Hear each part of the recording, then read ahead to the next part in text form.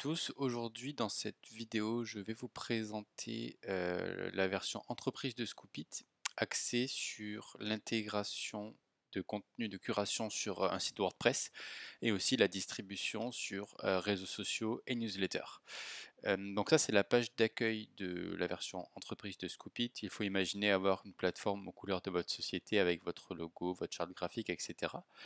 Ici, donc je reviendrai plus en détail tout à l'heure sur ces différentes cases, notamment sur la partie technique de l'intégration.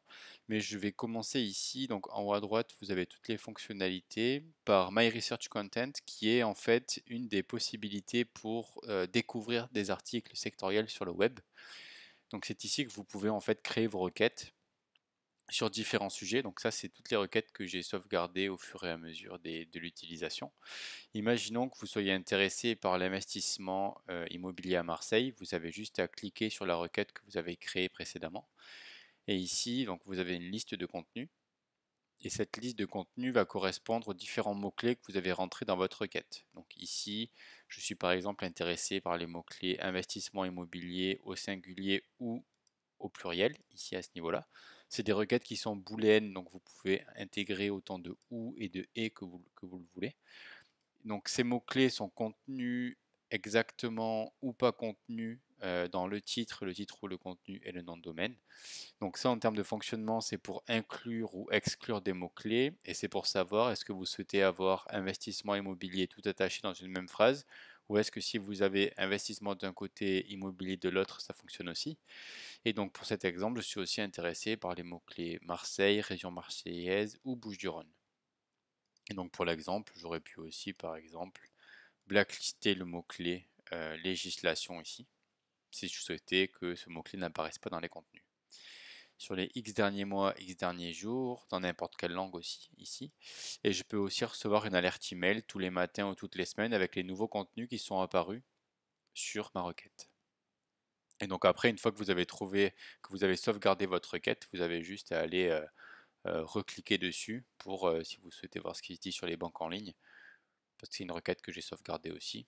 Vous cliquez ici et vous avez tous les contenus qui parlent de banque en ligne qui vont apparaître ici, ma requête étant intégrée à ce niveau-là. Et après, une fois que vous trouvez un article intéressant, vous pouvez cliquer sur le bouton Publish ici pour aller éditorialiser en fait ce contenu-là. Donc vous allez pouvoir, si vous le souhaitez, changer le titre, changer l'image ici, uploader aussi votre propre image si vous le voulez. Vous avez un lien vers la source et une courte citation du contenu source. En termes de légalité, on génère les bonnes pratiques qui sont de laisser un lien vers la source et une courte citation, ce qui vous permet, vous, après, d'aller réutiliser cet article-là pour vos différents réseaux. Ici, vous pouvez rédiger un petit commentaire personnalisé qui va être en fait votre avis d'expert sur le sujet. Donc c'est vrai que dans une logique de content marketing, c'est intéressant en fait de rédiger un petit contenu qui va être en fait l'inspiration que vous avez sur l'article source que vous avez découvert. C'est un petit peu ça l'idée. Et donc en général, on dit 200-300 mots pour que ce soit pertinent, notamment en termes de SEO. Parce que ça va être du contenu qui va être dans votre CMS WordPress. Donc là, après, vous avez une partie destination ici. Et c'est en fait ici que vous allez pouvoir sélectionner votre site WordPress. Donc là, j'ai un site pour l'exemple sur le Big Data avec le petit logo WordPress qui apparaît. Et donc si je reviens juste sur la page d'accueil pour vous expliquer comment intégrer votre site WordPress qui est très simple, ici en fait vous avez historiquement la plateforme fonctionne avec des topics. Un topic en fait c'est comme un magazine en ligne, un hub de contenu dans lequel vous pouvez partager des articles. En général avec cette version là c'est utilisé en interne pour partager des contenus entre collaborateurs. Et donc vous l'idée c'est d'avoir un topic ici qui va être dédié à votre intégration WordPress. Donc si je vais dans mon topic Big Data, j'ai une partie intégration ici. Et quand je vais sur intégration intégrée avec WordPress, je clique ici et j'ai uniquement à rentrer mes identifiants, donc identifiant et mot de passe de WordPress, et la connexion se fait directement. À savoir que vous pouvez aussi choisir les différentes catégories, donc dans quelle page vous allez distribuer le contenu, ce contenu-là sur votre site web. Donc si vous avez une partie news, médias, actualité, etc., vous pouvez vraiment distribuer le contenu dans n'importe quelle page.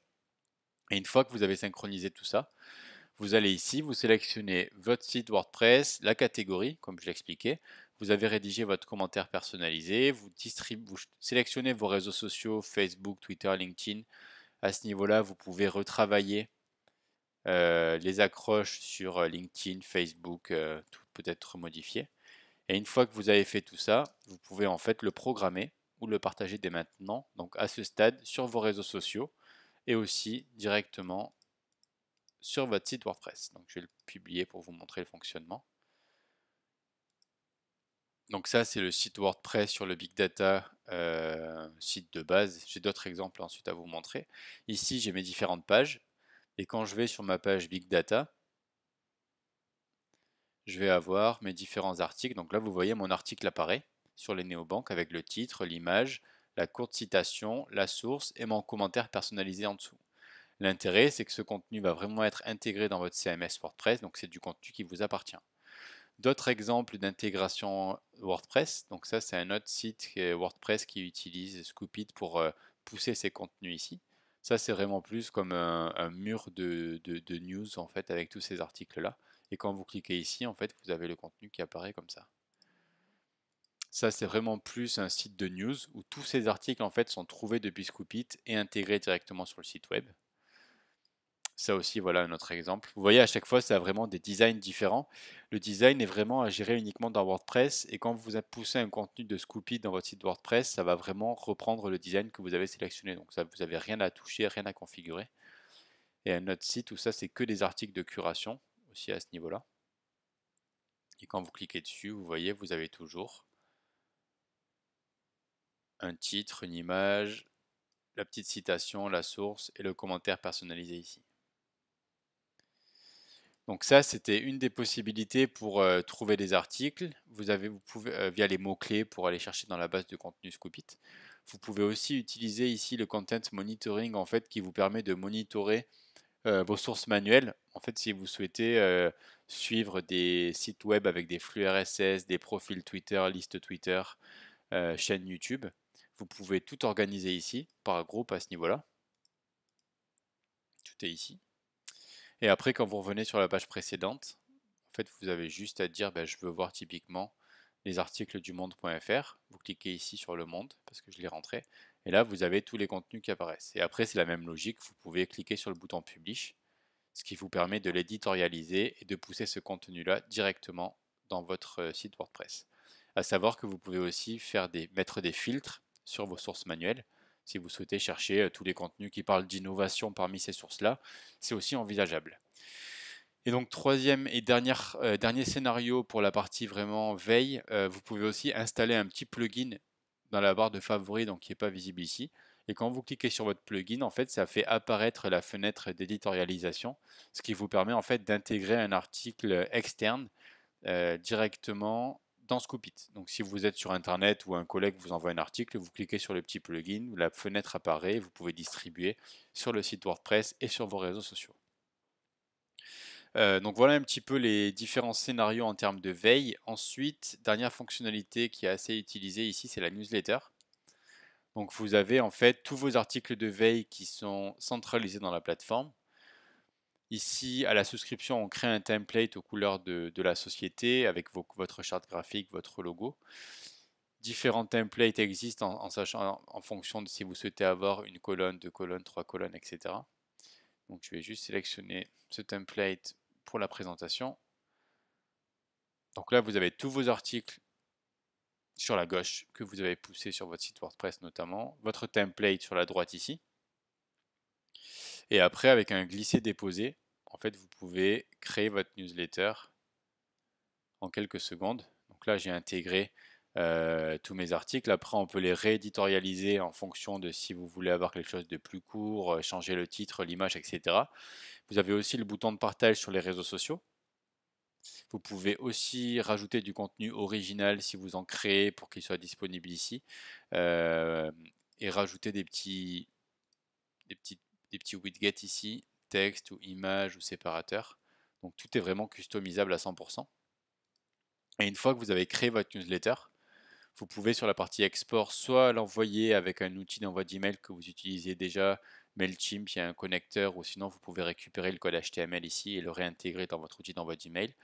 Ou alors vous pouvez aussi créer une campagne directement depuis Scoopit.